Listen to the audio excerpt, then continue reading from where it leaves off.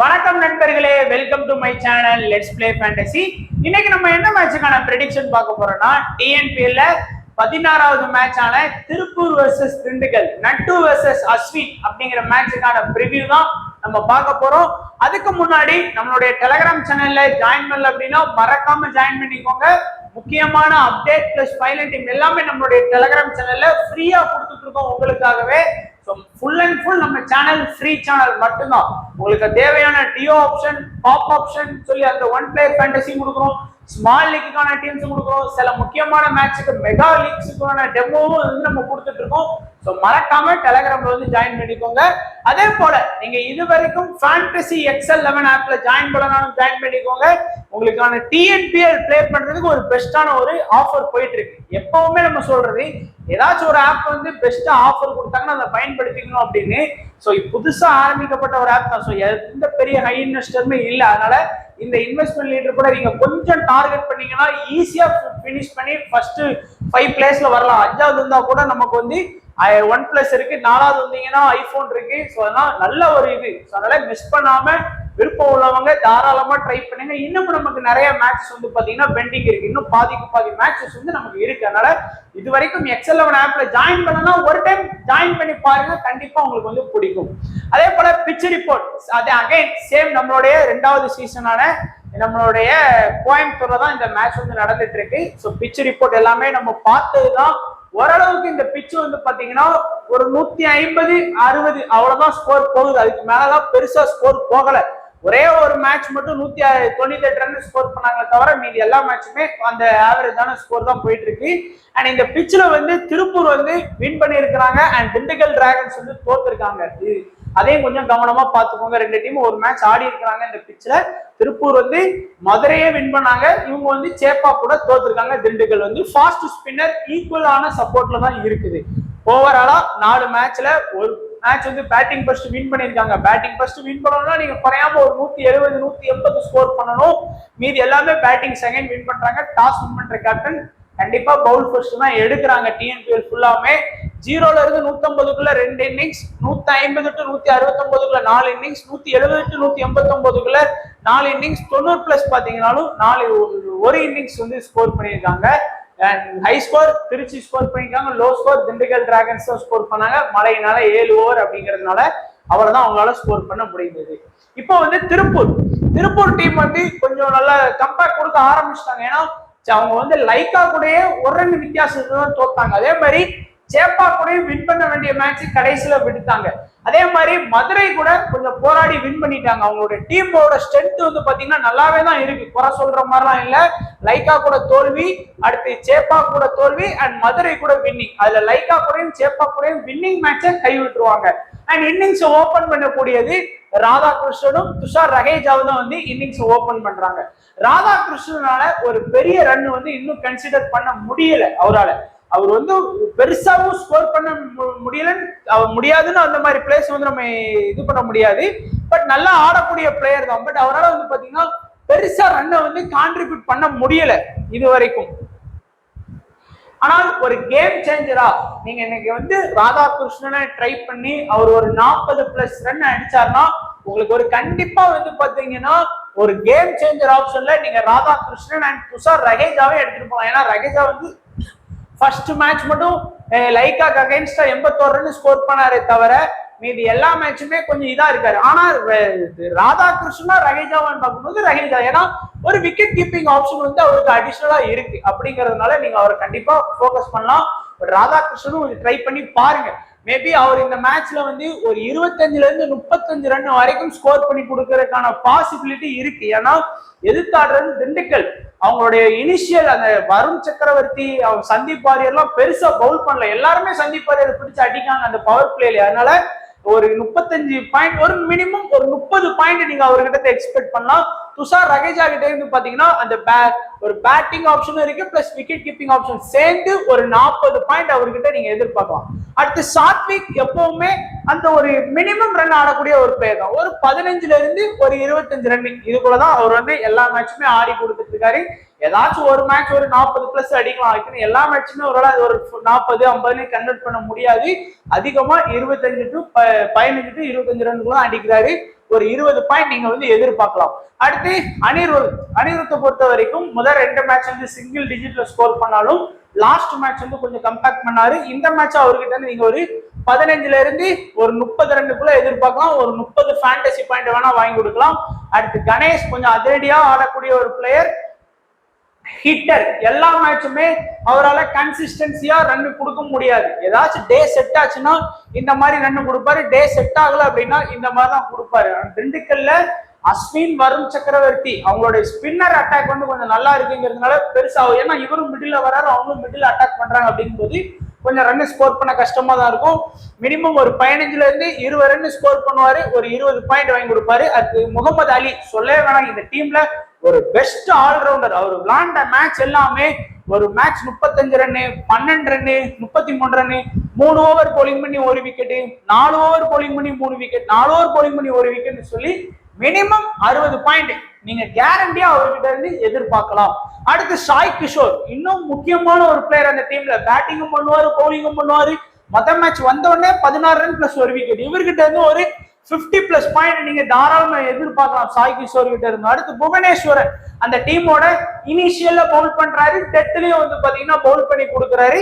எல்லாம் மினிமம், அதனால நீங்க 1 விக்கெட் அவருக்கு வந்து எதிர்பார்க்கலாம் புவனேஸ்வரன். ஏன்னா இனிஷியல்ல கொஞ்சம் டேன் கிடைச்சது அப்படின்னா, விக்கெட் விழுந்துட்டா அப்படின்னா, ஏன்னா லாஸ்ட் மேட்ச்ல டப்புனு விக்கெட் விடுத்தாங்க திண்டுக்கல். அதே மாதிரி புவனேஸ்வரன் அந்த ஒரு டெக்னிக்கல் இருக்கு, 1 விக்கெட் கண்டிப்பா எடுத்து கொடுத்துருவாரு. அஜித் ராம் அந்த டீம்ல மெயின் ஸ்பின்னர் ரோல் வகிக்கிறாரு. மினிமம் அவர்கிட்ட இருந்து நீங்க 2 விக்கெட்டே எதிர்பார்க்கலாம். ஏன்னா திண்டுக்கல்ல வந்து பேட்டிங் வந்து பெருசா ஆடின மாதிரி தெரியல. அதனால நீங்க குறையாம 60 பாயிண்ட் அஜித் ராம் இருந்து எதிர்பார்க்கலாம்.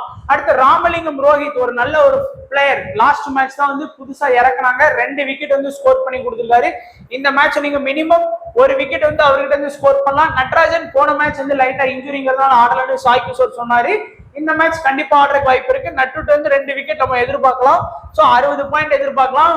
அடுத்து வந்து மதிவானன்ட்ட இருந்து 1 விக்கெட் வேணா நீங்க எதிர்பார்க்கலாம். ஏன்னா அவர் வந்து ரொம்ப ஓவர் போல் பண்ண மாட்டேங்கிறாரு. இப்போ ஒரு 4 ஓவர் போல் பண்ணா 24 பால், அதுல ஒரு நல்ல பால் போட்டா கூட விக்கெட் கிடைக்கும். இப்போ 1 ஓவர் தான் கொடுக்காங்க போது 6 பால்ல 1 விக்கெட் எடுக்கிறது கஷ்டம். ஆனா 24 பால்ல ஒரு விக்கெட் எடுக்கிறது ஈஸி. அப்படிங்கும் போது மேக்சிமம் 1 விக்கெட் வேணா எடுத்து கொடுக்கலாம் உங்களுக்கு. நீங்க பாத்தீங்கன்னாலே தெரியும், நம்ம ஹையஸ்ட் பாயிண்ட் படி வரிசையா பார்த்தோம் அப்படின்னா 1வது இம்பார்ட்டன்ட் பிளேயர், 2வது வந்து பாத்தீங்கன்னா முகமது அலி, 3வது வந்து பாத்தீங்கன்னா சாய் கிஷோர், 4வது வந்து அஜித் ராம், 5வது வந்து நட்டு. இந்த 5 பிளேயர்ஸ் நல்லா இம்பார்ட்டன்ஸ் கொடுங்க. கேப்டன் வைஸ் கேப்டன் வந்து இந்த 2 பேருக்கு இருக்கு, முகமது அலிக்கும் இருக்கு, சாய் கிஷோருக்கும் கேப்டன் வைஸ் கேப்டன். ஸோ 2மே இருக்கு, கேப்டனும் போடலாம், நீங்க வைஸ் கேப்டன் போட்டுக்கலாம். ஸோ இந்த 2 பேருமே best all-rounder for Tiruppur I dream Tiruppur Tamizhans. இந்த 2 பேருக்கு இருக்கு. கேம் சேஞ்சரா அகைன் ராதாகிருஷ்ணனையும் துஷார் ரஹேஜாவையும் கேம் சேஞ்சரா நீங்க யூஸ் பண்ணி பார்க்கலாம். தைரியமா ட்ரை பண்ணி பாருங்க. குறிப்பா வந்து செகண்ட் பேட்டிங் கிடைச்சா கூட ட்ரை பண்ணி பாருங்க. ஏன்னா செகண்ட் பேட்டிங் வந்து நல்லா ஆட முடியுது இந்த பிச்சில், அதனால. அண்ட் இப்போ வந்து திண்டுக்கல், ஸோ நல்ல பிளேயர்ஸ் இந்தியா, அதாவது ஐபிஎல் லெவல் இந்தியா லெவல் ஆன பிளேயர்ஸ் தான் இருக்காங்க. ஆனாலும் டீம் வந்து பெருசா ஆடல. முதல் மேட்ச் வந்து திருச்சியை வின் பண்ணாங்க, அடுத்து சேலம் கூட தோத்தாங்க, அடுத்து சேப்பா கூட தோத்தாங்க. சேப்பா கூட அந்த மேட்ச் வந்து பயங்கரமானாங்க. நம்ம ஜெகதீசனும் பாபா அப்ராஜித்தும் வந்து பயங்கரமா ஆடி கொடுத்தாங்க, மேட்ச் வந்து பினிஷ் பண்ணிட்டாங்க. இப்ப இங்க ஓப்பனிங் ஆடக்கூடியது சிவம் சிங்கும் ரவிச்சந்திரன் அஸ்வின். இதுல நம்ம சொல்ல வேணாம், அஸ்வின் இருந்து கண்டிப்பா லாஸ்ட் மேட்ச் கூட அஸ்வின்ல தான் கேப்டன் போட்டோம், 45 ரன் அடிச்சு கொடுத்தாரு. பிளஸ் விக்கெட் எத்தனை எடுக்கலனாலும் அவருக்கு ஒரு பவுலிங் ஆப்ஷன் இருக்கு, அவர் எவ்வளவு எக்ஸ்பீரியன்ஸ் பிளேயர் தெரியும். ஒரு குறையாம ஒரு 60 பாயிண்ட் எதிர்பார்க்கலாம். சிவம் சிங் மொதல் மேட்ச் ஆனதோட சரி, அடுத்த 2 மேட்சா பெருசா ஆடவே இல்லை. ஆனா இந்த மேட்ச் வந்து சிவம் சிங் இருந்து நம்ம கண்டிப்பா ஒரு குறிப்பிட்ட ரன்ஸ் வந்து நம்ம எதிர்பார்க்கலாம். ஒரு 25ல இருந்து நீங்க ஒரு 30 ரன் வரைக்குமே நீங்க வந்து சிவம் சிங் இருந்து எதிர்பார்க்கலாம். நல்லாவே ஆடக்கூடிய பிளேயர் தான், பட் கொஞ்சம் பெருசா ரீசெண்டா ஃபார்ம் அவுட்ல இருக்கிறாரு. அடுத்து விமல் குமார், ஒரு கணிசமா ஆடி கொடுக்கக்கூடிய ஒரு பிளேயர் தான். ஒரு 15ல இருந்து ஒரு 25 ரன், ஒரு 20 பாயிண்ட் வந்து எடுத்து கொடுக்கக்கூடிய லெவல் பிளேயர் தான். அடுத்து பாபா இந்திராஜித் வந்து ஒரு கணிசமா ஒரு 30 to 35 run plus wicket keeping option இருக்கிறதுனால குறையாம ஒரு 40 to 50, ஒரு குறையாம ஒரு 40 ஃபேண்டசி பாயிண்டை நீங்க வச்சுக்கோங்க பாபா இந்திராஜித், ஏன்னா விக்கெட் கீப்பிங் ஆப்ஷன்ல இருக்கிறாரு.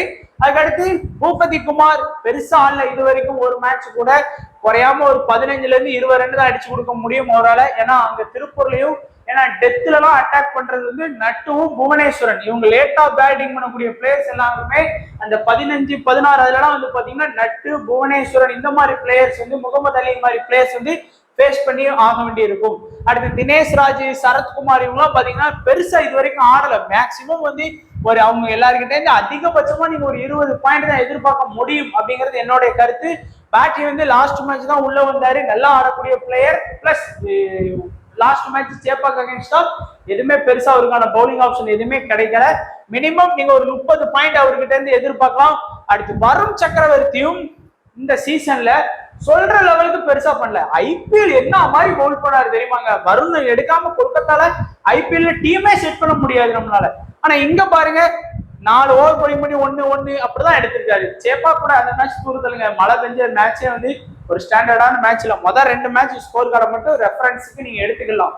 சோ அதுவுமே நீங்க ரெஃபரன்ஸ் தான் எடுக்கணும். ஏன்னா லாஸ்ட் மேட்ச் ஸ்கோர் பண்ண மாதிரி தான் இந்த மேட்ச் ஸ்கோர் பண்ணாரு கிடையாது. ஆனா நீங்க வரும் தெரிஞ்சு குறையாம இந்த மேட்ச் வந்து 2 விக்கெட் கிட்ட எதிர்பார்க்கலாம். ஏன்னா திருப்பூர்ல வந்து பேட்டிங் வந்து ரொம்ப வீக் தான். அவங்களோட பிளஸ்ஸே பவுலிங் தான். ஆனா பேட்டிங் ரொம்ப வீக்கா தான் இருப்பாங்க. ஏன்னா ராதாகிருஷ்ணன், தகேஜா, சாத்விக், அனிருத் அப்படின்னு சொல்லி கொஞ்சம் வீக்கா தான் இருக்காங்க. அதனால வருண் இருந்து நீங்க 2 விக்கெட் நீங்க தைரியமா எதிர்பார்க்கலாம்.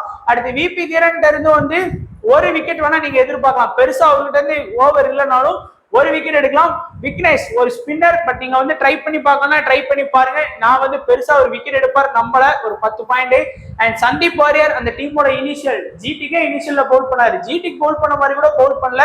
கண்டிப்பா இன்னைக்கு வந்து 2 விக்கெட்டுக்கு வாய்ப்பு இருக்கு. ஏன்னா இன்னைக்கு வந்து கண்டிப்பா திண்டுக்கல் வின் பண்றதுக்கு நிறைய ட்ரை பண்ணுவாங்கன்னு தோணுது. அதனால அஸ்வின் வந்து முதல் இம்பார்ட்டன்ட், 2வது பாபா இந்திராஜித், 3வது வந்து சக்கரவர்த்தி, 4வது வந்து சந்தீப் வாரியர், 5வது வந்து நீங்க ஏதாச்சும் ஒரு பேட்டிங் ஆப்ஷனுக்கு போலாம். நான் வந்து கண்டிப்பா சிவம் சிங் வந்து ட்ரை பண்ணுவேன். ஏன்னா நிறைய பேர் வந்து விமல் குமார் மாதிரியான பிளேயர்ஸ்க்கு போலாம், பட் வந்து சிவம் சிங்கை ட்ரை பண்ணலாம். கேப்டன் வைஸ் கேப்டன்ல அஸ்வினுக்கு வந்து best captain vice captain option இருக்கு.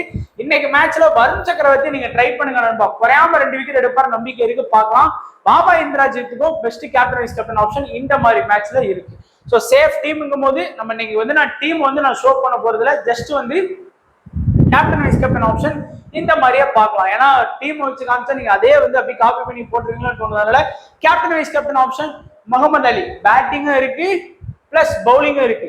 Sai Kishore batting plus bowling option. Ashwin opening plus bowling option. Chakravarthy குறையாம 2 விக்கெட் நீங்க எடுத்து கொடுப்பாரு நினைக்கிறேன். பாபா இந்திராஜ் ஒரு 30 run plus wicket keeping option. So எல்லாருக்குமே வந்து பாத்தீங்கன்னா நல்ல ஆப்ஷன் இருக்கு. இந்த 2 ஆப்ஷன் இருக்கக்கூடிய பிளேயர்ஸ் வந்து நீங்க கண்டிப்பா கேப்டன் வைஸ் கேப்டனா ட்ரை பண்ணலாம். அதுக்கு தான் இந்த மாதிரி நான் மென்ஷன் பண்ணி உங்களுக்கு வந்து காமிச்சிருக்கிறேன். ஏன்னா சும்மா சொன்னோம்னா ஏதோ நினைச்சிருவீங்க. எல்லாருக்குமே டபுள் ஆப்ஷன்ஸ் தான் இருக்கு. சில பிளேயர்ஸ்க்கு ட்ரிபிள் ஆப்ஷன்லாம் இருக்கு, ஃபீல்டிங்கும் பண்ணுவாங்க. அதனால இந்த முகமது அலிலாம் மேட்சுக்கு வந்து கேட்ச் பிடிச்சு கொடுத்துட்டு இருக்காரு. அதனால கண்டிப்பா கேப்டன் வைஸ் கேப்டனுக்கு இவங்க 5 பேர் வந்து பெஸ்டா இருப்பாங்க. கேம் சேஞ்சரா துஷார் ரகேஜாவையும் அஜித் ராமையும் யூஸ் பண்ணுங்க. சிவம் சிங்கையும் பாட்சியா வந்து நீங்க வந்து கேம் சேஞ்சரா இன்னைக்கு உங்களுடைய டீம்ஸ்ல வந்து கன்சிடர் பண்ணிக்கலாம். இப்போ ஒரு மினி ஜிஎல் ட்ரை பண்றீங்கன்னு வச்சுக்கோங்க. ஒரு 11 பிளேயர்ல ஒரு 9 பிளேயர் வந்து சேஃபா ட்ரை பண்ணிட்டு ஒரு 2 கேம் சேஞ்சர் பிளேயர்ஸையோ இல்ல அட்லீஸ்ட் 11ல 10 பிளேயர் வந்து சேஃபா ட்ரை பண்ணிட்டு அந்த 11வது பிளேயரா கேம் சேஞ்சர் பிளேயரை வந்து ட்ரை பண்ணீங்க அப்படின்னா பெஸ்டா இருக்கும். கேப்டன் வைஸ் கேப்டன் இது ஒன்லி ஃபார் ஸ்மால் லீக் நினைக்காதீங்க. எல்லா லீக்குக்குமே நீங்க அவங்களெல்லாம் ட்ரை பண்ணி பாருங்க, கண்டிப்பா பெஸ்ட் ரிசல்ட் கொடுக்கலாம். ஸோ இதுதான் நம்மளுடைய preview for Tiruppur versus Dindigul மேட்சுக்கான ப்ரிவியூ. ஸோ கண்டிப்பா ப்ரிவியூ பிடிச்சிருக்கும்னு நினைக்கிறேன். பிடிச்சிருந்தா லைக் பண்ணுங்க, தொடர்ந்து டிஎன்பிஎலுக்கு வந்து சப்போர்ட் பண்ணுங்க. ஈஸியா நம்ம வின் பண்ணக்கூடிய லீக், ஏன் வேஸ்ட் பண்றீங்க? சப்போர்ட் பண்ணுங்க. டெலகிராம் சேனல்ல ஜாயின் பண்ணி ஃபைனல் டீம் வந்து பாத்துக்கோங்க. அதுல இருந்து ஒரு சில பிளேயரை கூட நீங்க சேஞ்ச் பண்ணி பிளே பண்ணிக்கலாம். ஸோ வீடியோ பார்த்த எல்லா நண்பர்களுக்கும் நன்றி, வணக்கம். தேங்க்ஸ் ஃபார் வாட்சிங் நண்பா.